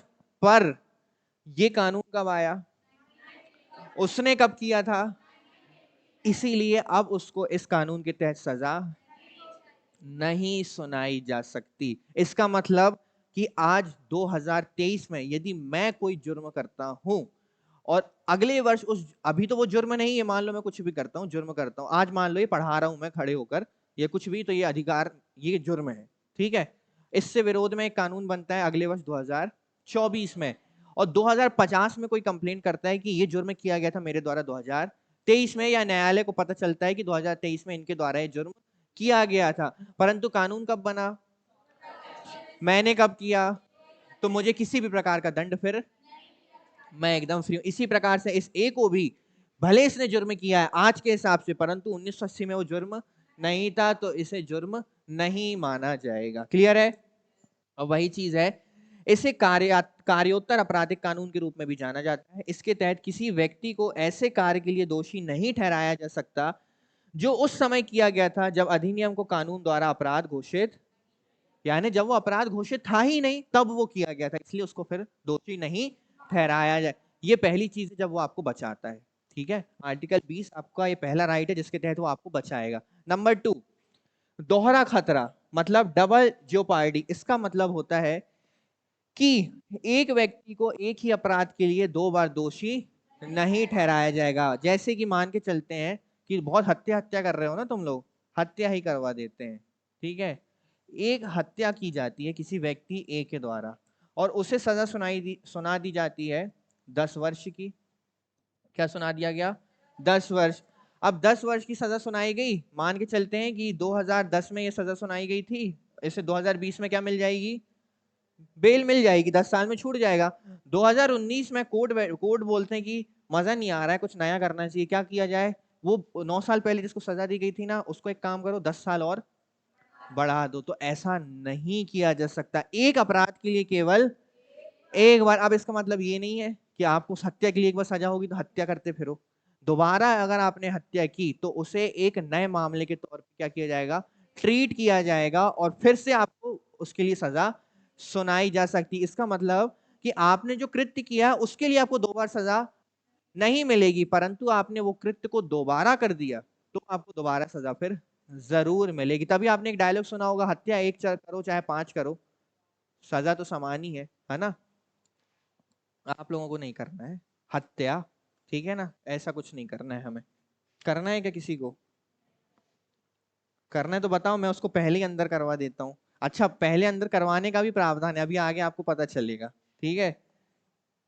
इसके बाद आर्टिकल नंबर, अच्छा एक चीज छूट गई है, एक चीज रह गई है, तीसरा अधिकार, आत्म अपराध के विरुद्ध निषेध, सेल्फ इंक्रिमिनेशन। इसका मतलब ये होता है कि इसका तात्पर्य है कि किसी अपराध के लिए आरोपी व्यक्ति को राज्य के द्वारा गवाही देने के लिए बाध्य नहीं किया जा सकता है। तभी आपने देखा होगा पुलिस अक्सर लाइव डिटेक्टर टेस्ट करवाती है लाइव डिटेक्टर टेस्ट, जिसमें इंजेक्शन दिए जाते हैं, जबरदस्ती सच उगलवाया जाता है। न्यायालय उसे एक सबूत के तौर पर नहीं मानता है ना, इसलिए वो ये संरक्षण इसीलिए दिया गया है कि आपको क्या लाने पड़ेंगे। आप देखो, मैं आपको एक चीज बता दूं, आपने अक्सर देखा होगा इंजेक्शन दिया जाता है और सच उगलवाया जाता है, कभी भी न्यायालय उसको सुनकर सीधे सजा नहीं सुनाते हैं।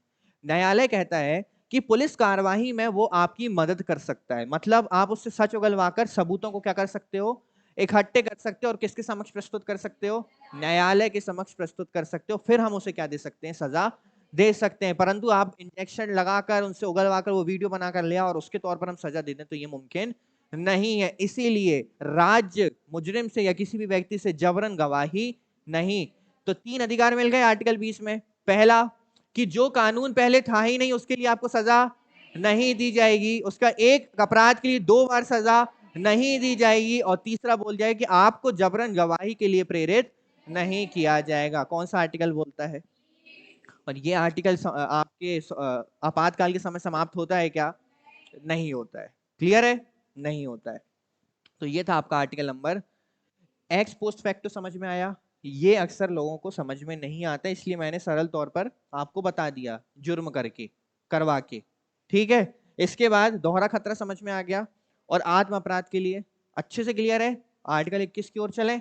आर्टिकल 21 खत्म होता है क्या आपातकाल के समय? अब देखो, प्राण एवं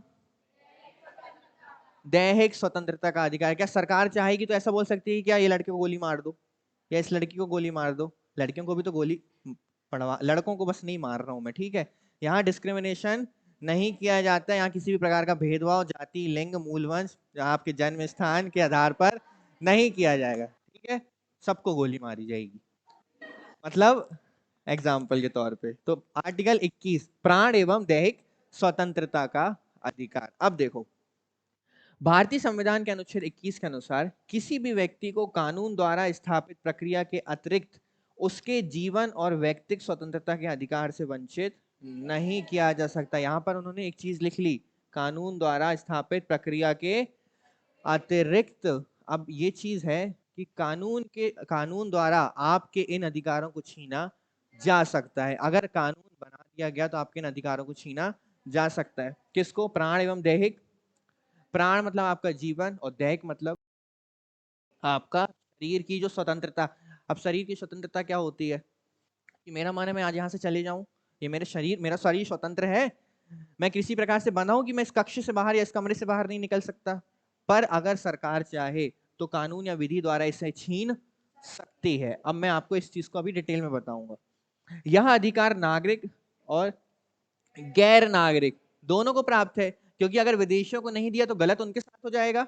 क्यों? उनको अपने प्राण की रक्षा करने का अधिकार नहीं है, तो इसलिए किसको दिए गए हैं? नागरिक और गैर नागरिक दोनों को। सुप्रीम कोर्ट के अनुसार जीवन जीने के अधिकार के लिए जो भी आवश्यक है उन्हें इस अधिकार के अंतर्गत माना। मतलब आपको अपना जीवन यापन करने के लिए जितने भी अधिकार होना चाहिए वो सारे के सारे सुप्रीम कोर्ट ने इसके अंतर्गत मान लिया।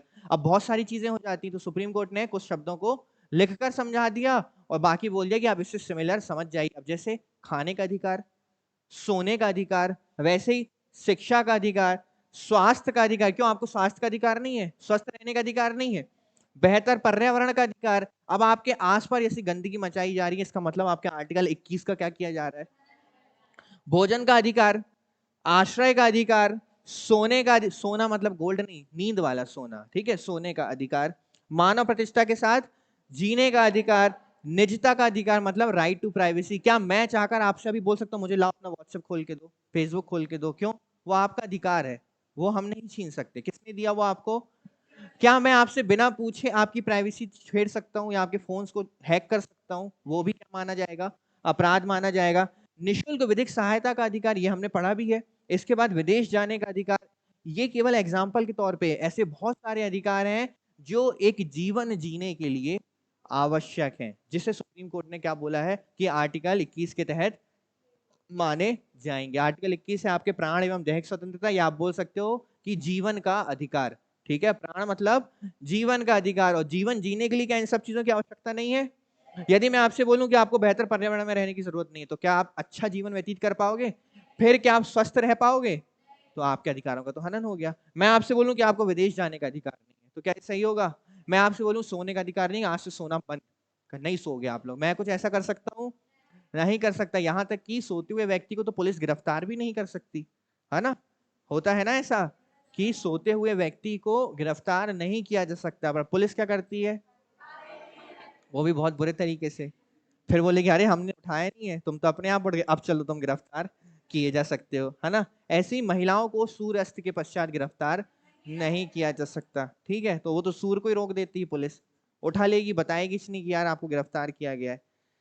आर्टिकल नंबर 22 जो आ रहा है ना, वो इसी चीज से रक्षा करेगा आपकी, देखना भी। तो ये सारी चीजें क्या है, इसके अलावा यातना ना दिए जाने का अधिकार, पुलिस की क्रूरता के विरुद्ध अधिकार, लोक स्वास्थ्य को बनाए रखने का अधिकार, अपील करने का अधिकार, ये सारी चीजें और ऐसी बहुत अधिकार हैं आपको जो किसमें रखे गए हैं, आपके आर्टिकल नंबर 21। अब इसमें देखो जो इंपॉर्टेंट है मैं आपको बता रहा हूँ, शिक्षा का अधिकार हम आगे पढ़ने वाले 21 में। इसमें जो एक अधिकार है आपका, ये निजता का अधिकार, ये संविधान में बाद में जोड़ा गया, और इसे जोड़ा गया था justice Khehar, chief justice Khehar थे, उनकी अध्यक्षता में एक समिति, चीफ जस्टिस खेहर थे, हमारे सुप्रीम कोर्ट के एक चीफ जस्टिस थे जस्टिस खेहर।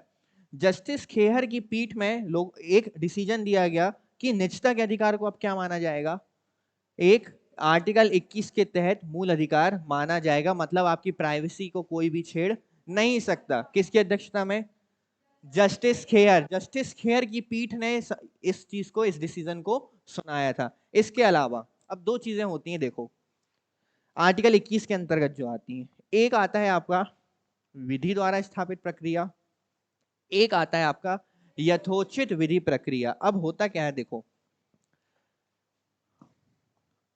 1950 में एक गोपालनवाद होता है।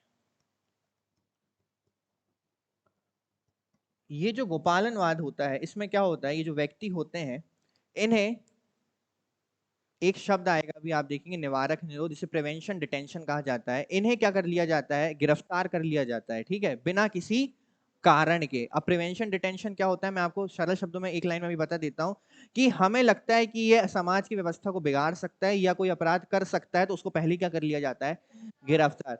तो इन्हें गिरफ्तार किया जाता है, ये जाते हैं कोर्ट में कि मुझे असंवैधानिक तरीके से क्या किया गया है, गिरफ्तार किया गया। तब कोर्ट इनसे कहता है कि आपको असंवैधानिक तरीके से गिरफ्तार नहीं किया गया है, आपको विधि द्वारा स्थापित प्रक्रिया, जिस पे लिखा है कि अगर शासन या राज्य को लगता है कि ये आगे जाकर कुछ ऐसे कृत्य कर सकते हैं, तो उन्हें पहले ही गिरफ्तार किया जा सकता है, तब जाकर ये वाद निकल कर आता है, ठीक है।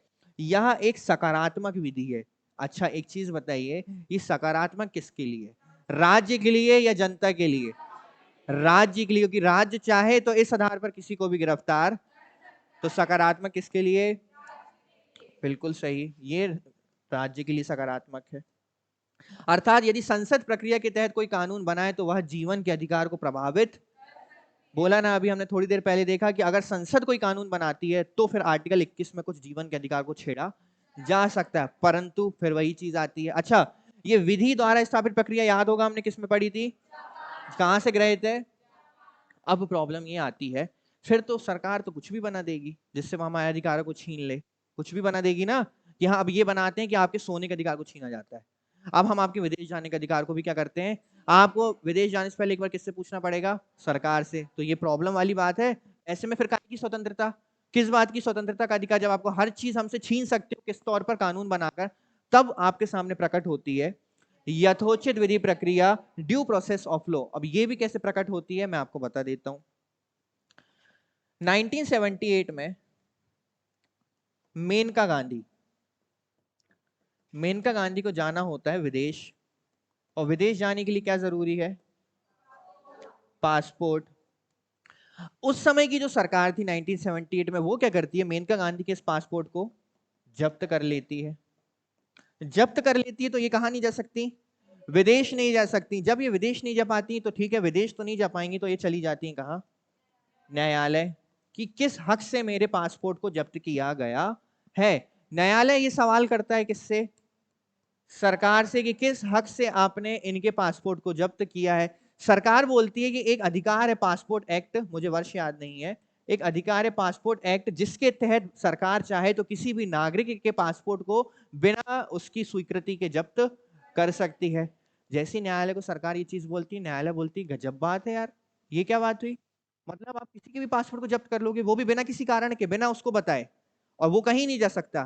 तब तब न्यायालय बोलता है ये नहीं चलेगा। एक चीज और सुनो, यथोचित विधि प्रक्रिया होनी चाहिए, अर्थात आप जो कानून बना रहे हो वो उचित होना चाहिए, अपने मन से कहीं से भी आप तानाशाही वाला कानून नहीं बना सकते। इसीलिए इस अधिकार को न्यायालय ने अलग से जोड़ दिया कि भाई देखो विदेश जाने का अधिकार इसमें शामिल है, किसमें, आर्टिकल नंबर। और सरकार को भी समझा दिया कि कोई ऐसा कानून नहीं बनाओगे आप जो मानवता की दृष्टि से या नागरिक की दृष्टि से क्या हो, उचित ना हो, और यदि आप बनाते हो तो उस पर कौन देखरेख करेगा, फिर उसकी खुद न्यायालय उसको देखेगा। अब ये एक नकारात्मक विधि बन जाती है, किसके लिए, राज्य के लिए, क्योंकि जो राज्य अभी उछल रहा था इसके आधार पर कि हम कुछ भी करके स्वतंत्रता को कम कर सकते हैं या छीन सकते हैं, न्यायिक विधि प्रक्रिया ने उसको क्या कर दिया, यथोचित विधि प्रक्रिया ने उसको क्या कर दिया, रोक लगा दिया और बोल दिया कोई कानून ऐसा नहीं बनेगा जो उचित नहीं होगा। अर्थात विधि उचित प्रक्रिया से या उचित नहीं होने पर इस पर न्यायालय पर चुनौती। और आपने यथोचित विधि प्रक्रिया कहां से ग्रहित की है, अमेरिका से ग्रहित की है। सकारात्मक कौन है, अच्छा जनता के लिए सकारात्मक कौन है, ड्यू प्रोसेस ऑफ लॉ। और जनता के लिए नकारात्मक कौन से, प्रोसेस एस्टेब्लिश बाय लॉ। ठीक है, राज्य के लिए सकारात्मक कौन है, राज्य के लिए नकारात्मक कौन है। ठीक है, समझ में आया। अब इसमें आता है एक अधिकार और आर्टिकल नंबर 21 के अंतर्गत, वो है इच्छा मृत्यु। इच्छा मृत्यु का अधिकार मतलब स्वयं निपटने का अधिकार, जब आप चाहें प्रभु से जब आपकी मिलने की इच्छा हो उसका अधिकार। ठीक है, कौन देता है, आर्टिकल नंबर नहीं देता है। ठीक है, भारत में इच्छा मृत्यु को, अब देखो इच्छा मृत्यु दो प्रकार की होती हैं, एक को भारत में कानूनन तौर से किया है और दूसरे को दर्जा नहीं दिया गया। देखो एक होता है पैसिव यूथेनेशिया, जिसे बोल सकते हैं सक्रिय, सक्रिय नहीं, इसका शब्द मुझे याद नहीं आ रहा है। एक होता है आपका, क्या होता है पैसिव, मैंने लिखवाया था क्या, नहीं, एक होता है एक्टिव यूथेनेशिया। अब देखो ये जो पैसिव है, ये जो एक्टिव है, एक्टिव होता है आपका जिससे हमारे यहाँ पर संवैधानिक दर्जा या फिर अधिकार में शामिल नहीं किया गया है, क्योंकि कोई भी व्यक्ति अपने हिसाब से, अगर देखो पहले आप पैसिव समझ लो कि कोई उस कगार में है जो वेंटिलेटर में अपना जीवन व्यतीत कर रहा है ना, जो अब डॉक्टर्स ने भी बोल दिया कि आगे ये शायद जीवन जी ना सके और वो अभी बहुत ज्यादा कष्ट में है। तो यूथेनेशिया के द्वारा सरकार की स्वीकृति से उसे क्या किया जा सकता है, इच्छा मृत्यु दी जा सकती है। उस स्थिति में ऐसा नहीं कि मेरे जीवन में कुछ हो ही नहीं रहा है, मैं बहुत परेशान हूं, मैं डिप्रेशन में हूं, है ना, मेरी शादी नहीं हो रही है, मेरी नौकरी नहीं लग रही है, तो मेरी सरकार से गुजारिश है कि मुझे इच्छा मृत्यु दे दे, ये आएगा एक्टिव यूथेनेशिया। तो इसे हमारे देश में लागू नहीं किया गया है, ना ही अधिकार के रूप में उसे स्थान दिया गया है। हमारे यहाँ पर किसे लागू किया गया है, पैसिव यूथेनेशिया को, एक्टिव यूथेनेशिया को लागू नहीं किया गया है। ऐसे बहुत सारे वाद आए हैं समय समय पर इच्छा मृत्यु के, पर सरकार ने इच्छा मृत्यु उन्हें नहीं दी। सरकार की दृष्टि में जो एकदम चरम अवस्था में है मृत्यु शैया के, परंतु कष्टदायक जीवन अभी व्यतीत कर रहा है, केवल उसे ही क्या दिया जा सकता है, इच्छा मृत्यु दी जा सकती है। अब बात करते हैं संथारा की। संथारा क्या होता है,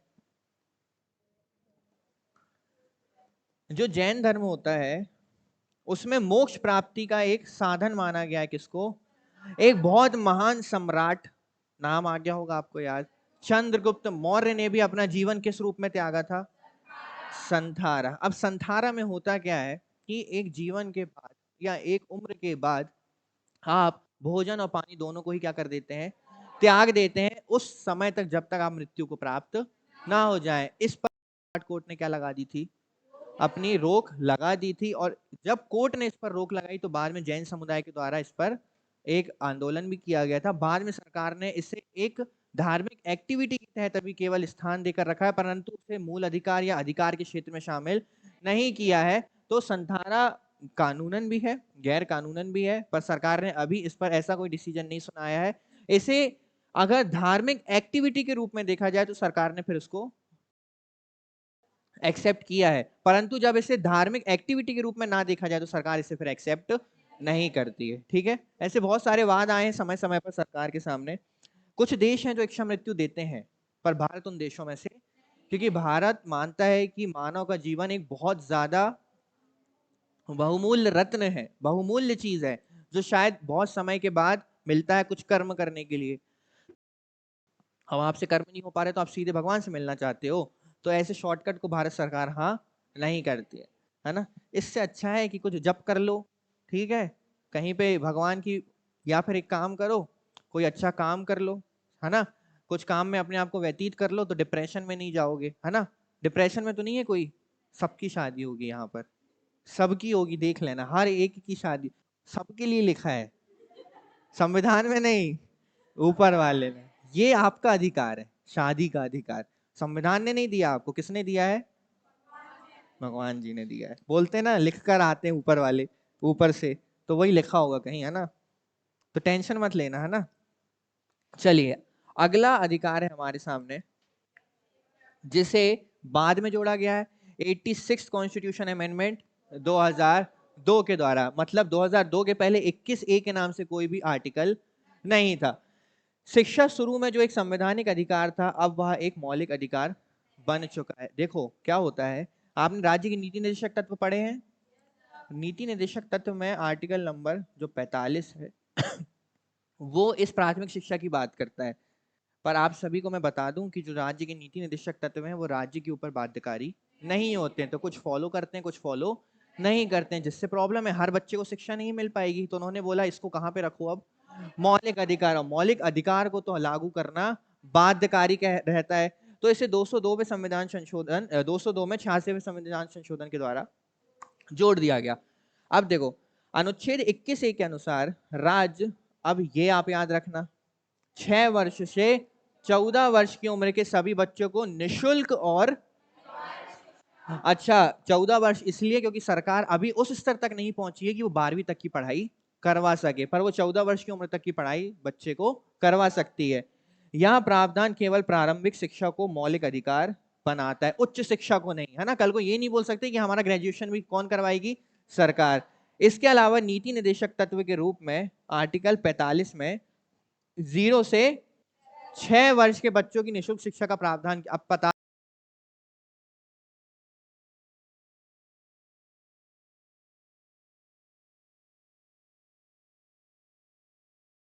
इसके अलावा नीति निर्देशक तत्व के रूप में अनुच्छेद 45 में 0 से 6 वर्ष के बच्चों को निःशुल्क शिक्षा का प्रावधान किया गया है। अब देखो, राज्य चाहे तो 0 से 6 वर्ष तक बच्चों को ध्यान दे सकता है, अगर नहीं भी देगा तो 6 से 14 कौन देगा? फिर मौलिक अधिकार के तौर पर उसको निःशुल्क शिक्षा का प्रावधान करना ही पड़ेगा। इसका मतलब यह है कि 14 वर्ष की उम्र तक यदि बच्चा जो है उसे एक अनिवार्य निःशुल्क शिक्षा फिर सरकार के द्वारा दी ही जाएगी, दी ही जाएगी।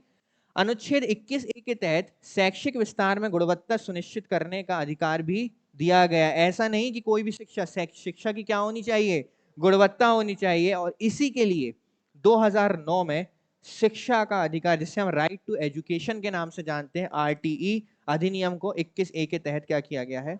पारित। तो आपका जो RTE है यानी शिक्षा का अधिकार है वो किस किस आर्टिकल के तहत पारित किया गया है? आर्टिकल 21 से। आर्टिकल 21 से किस उम्र तक के बच्चों को शिक्षा देने की बात करता है?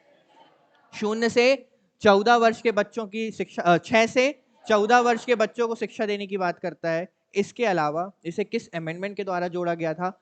86वें संविधान संशोधन 2002 के द्वारा इसको जोड़ा गया था। तो आपको अगर शिक्षा का अधिकार पूछे तो वो किसमें है? अगर मैं पूछूं आपसे कि शिक्षा का अधिकार मौलिक अधिकार कहां पर है, तो वो 21A में है। और अगर मैं पूछूं और कहां पे वर्णित है, तो आर्टिकल नंबर 45 नीति निर्देशक तत्वों में वो वर्णित है। अच्छा, ये चीज क्लियर है। इसके बाद हम चलते हैं हमारे अंतिम आर्टिकल की ओर, कुछ मामलों में गिरफ्तारी और नजरबंदी के खिलाफ संरक्षण से संबंधित। ठीक है, गिरफ्तारी समझते हैं, ठीक है। यह लेख, अच्छा मुझे दो शब्दों में ना अंतर बताना कल आप लोग, ठीक है। एक शब्द है कस्टडी और एक शब्द है अरेस्ट। क्लियर है? इन दो में मुझे अंतर चाहिए कल आप लोगों से। कल, कब? कल। या तो कस्टडी या तो अरेस्ट, इन दोनों में अंतर क्या होता है? क्या दोनों समान है तो बता देना, या दोनों अलग अलग है तो बता दे, ठीक है, कल बताइए। अब यहां ध्यान देना, यह लेख नागरिकों और गैर नागरिकों दोनों पर क्या होता है? अर्थात ये भारत के नागरिकों को भी प्राप्त है और जो नागरिक भारत के नहीं है उनको भी प्राप्त है। यह प्रावधान गिरफ्तारी के मामले में व्यक्तियों के लिए कुछ प्रक्रियात्मक सुरक्षा उपाय देता है। यह व्यक्ति के गिरफ्तार होने के बाद प्रकट होता है, गिरफ्तार होने के पहले प्रकट तो होगा नहीं। मैंने आपको अभी बताया कि गिरफ्तार होने के बाद देखना अब आपको कौन कौन से अधिकार प्राप्त होते हैं, जिससे आप, अगर आपको गलत तरीके से गिरफ्तार किया गया है तो आप अपने आप की क्या कर सकते हैं, सुरक्षा कर सकते हैं। इस अधिकार के पीछे मनमाना गिरफ्तारी और हिरासत को रोकना है, जो कई बार हो जाता है, पुलिस कर देती है।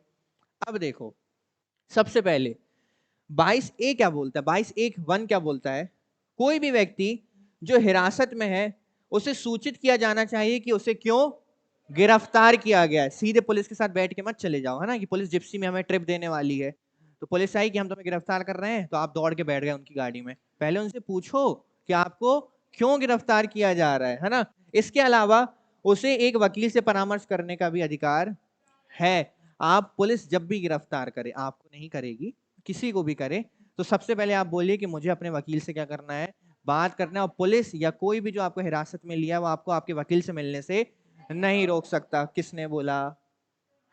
22(1) ने। आर्टिकल 22(2) बोलता है गिरफ्तार व्यक्ति को उसकी गिरफ्तारी के, अब देखना ये इंपॉर्टेंट है, 24 घंटे के भीतर, कहां,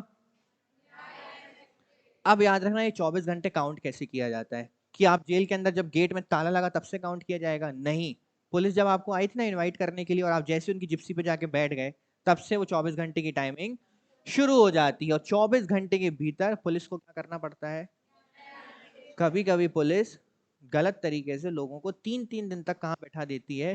थाने में बैठा देती है, और उन्हें ये नहीं पता कि उन्हें 24 घंटे के भीतर कहां जाना है। इसीलिए आपको अपने इस अधिकार के बारे में पता हो। तो कभी भी यदि आप जाएं और देखें कि कोई गिरफ्तार बैठा है, ठीक है, और 2-3 दिन से वो बैठा है, तो उसे बोलो कि 24 घंटे के भीतर आप कहां पहुंचिए, पुलिस वाले को बोलिए, क्योंकि आपका ये मूल अधिकार है। ठीक है। 22(3) क्या कहता है? गिरफ्तार किए गए किसी भी व्यक्ति को न्यायिक मजिस्ट्रेट द्वारा निर्धारित अवधि से अधिक समय के लिए हिरासत में, मजिस्ट्रेट ने बोला कि आप इसको 7 दिन की हिरासत में रख सकते हो, तो पुलिस अपने मन से उसको 10 दिन की हिरासत में नहीं रखेगी, उसको फिर कहां पेश करना पड़ेगा? न्यायालय के समक्ष प्रस्तुत करना पड़ेगा। ये 3 चीजें बताओ, अच्छी है कि खराब है? अच्छी चीजें है ना। अगर गिरफ्तारी होती है तो 3 चीजों का ध्यान रखें। पहला, कि आप पूछें कि गिरफ्तार क्यों किया, और सबसे पहले अपने वकील को बुलाएं। उसके बाद 24 घंटे के अंदर अपने पुलिस वाले भैया को बोलें कि आपको कहां लेके चलें, न्यायालय के समक्ष लेके चलें। और न्यायालय जितना समय के लिए, मजिस्ट्रेट आपको जितने समय के लिए हिरासत में रहता है, केवल उतने ही दिन हिरासत में रहें, तो फिर आप कहां पेश हो जाएं? ये मैं दोषियों से बात कर रहा हूं, आप सभी निर्दोष बैठे हैं, आप सभी दोषियों को पकड़ने वाले भविष्य में, तो इन अधिकारों का सम्मान करना उनके, ठीक है, किसी को भी उठा के मत घर ले जाना, जेल मत ले जाना। हालांकि ये सुरक्षा उपाय अब 2 लोगों पे लागू नहीं होते, ठीक है। एक, शत्रु एलियंस। अच्छा, एक चीज मैं आपको बता दूं, संविधान में इस शत्रु एलियन शब्द का उपयोग किया गया है जो हमारे एनिमी कंट्री के जो नागरिक हैं उनके लिए एलियन ही शब्द का उपयोग किया। एलियन मतलब क्या होता है? इन्होंने माना है दूसरे देश से आए हुए व्यक्ति को, ठीक है। तो शत्रु एलियंस मतलब होता है कि वो देश जिससे हम युद्ध में हैं, या वो देश जिससे हमारे संबंध शत्रु जैसे हैं, वहां के नागरिक कोई 24-24 घंटे नहीं। बेटा तुम तो जितने दिन हम चाहेंगे उतने दिन थाने में बैठोगे, नहीं ले जा रहे मजिस्ट्रेट के पास, क्या कर लोगे? चुपचाप यहीं बैठे रहो थाने में। समझ में आ रहा है? तो उनको कैसे अधिकार नहीं दिए गए। निवारक निरोध मतलब प्रिवेंटिव डिटेंशन कानून के तहत गिरफ्तार किया गया व्यक्ति। अब बात करते हैं इस शब्द पे, क्या है ये प्रिवेंटिव डिटेंशन? ये इंपॉर्टेंट है क्योंकि ये आपके इन अधिकारों को खत्म कर देता है। ऐसा क्या है इसमें, ये देख लेते हैं। तो देखो, प्रिवेंटिव डिटेंशन ये होता है कि निवारक निरोध कानून के अंदर किसी व्यक्ति को अपराध के पूर्व, अपराध हुआ नहीं है पर गुंजाइश है कि ये क्या कर सकता है।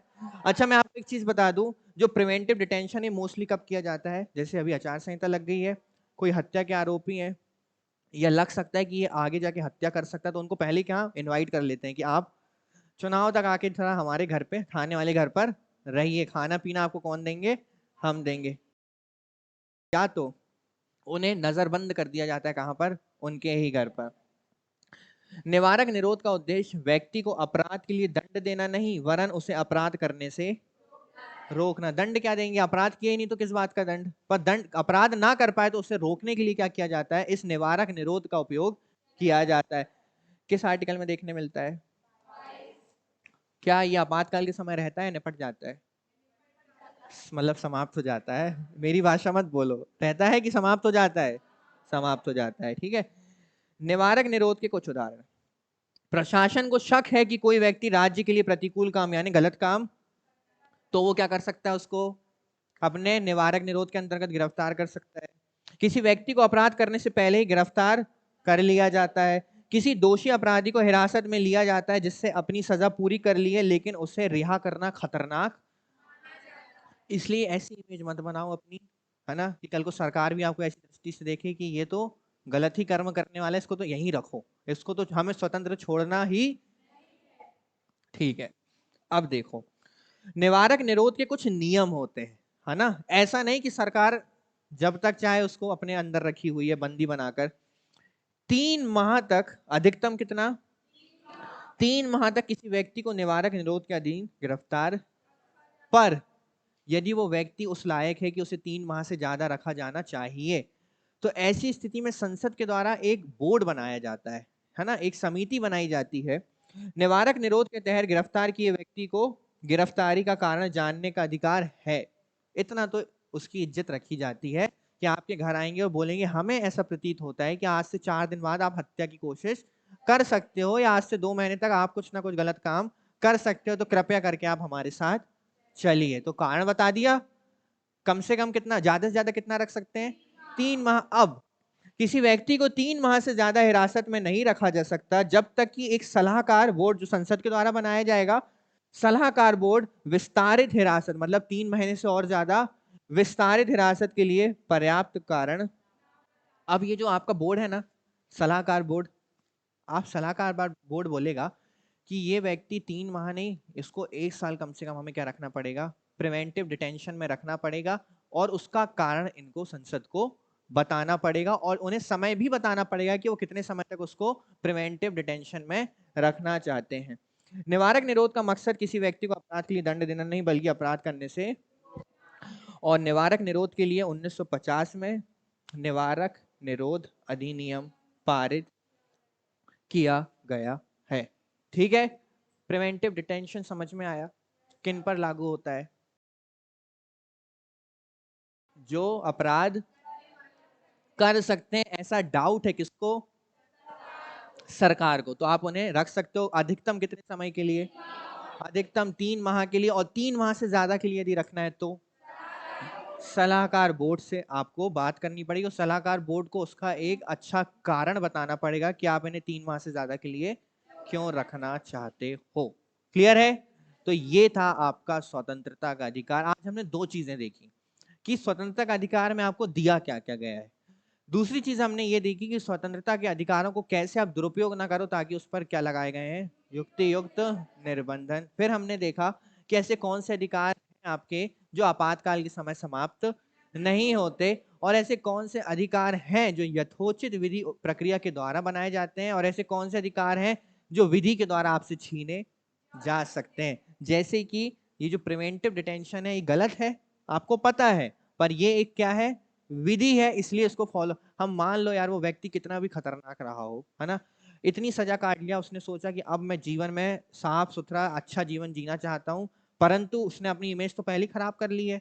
तो प्रिवेंटिव डिटेंशन के तहत उसको गिरफ्तार तो फिर से किया जाएगा या नजरबंद किया जाएगा। अब उसकी कोई गलती है क्या इसमें? कहीं ना कहीं उसके अधिकारों का हनन है। अब वो जो एक अच्छा जीवन जीना चाहता है उसे जीने नहीं दिया जा रहा, पर ये एक विधि है, कानून है, इसलिए इसको लागू किया जा सकता है, और इस चीज के लिए वो न्यायालय के समक्ष मदद मांगने के लिए नहीं जा सकता। वो एक चीज बस कर सकता है कि पूछ सकता है कि आप हमें गिरफ्तार क्यों कर। क्लियर है? सोने का अधिकार, खाने का अधिकार, घूमने का अधिकार, फिरने का अधिकार, पढ़ने का अधिकार, सारे अधिकार आपको प्राप्त है किसके तहत? स्वतंत्रता के अधिकार के तहत। ठीक है। और एक अधिकार आपको और प्राप्त है, जय हिंद बोलने का। क्लास की समाप्ति पे तो वो भी बिल्कुल आप स्वतंत्र रूप से बोल सकते हैं। समाप्त करें? चलिए, जय हिंद।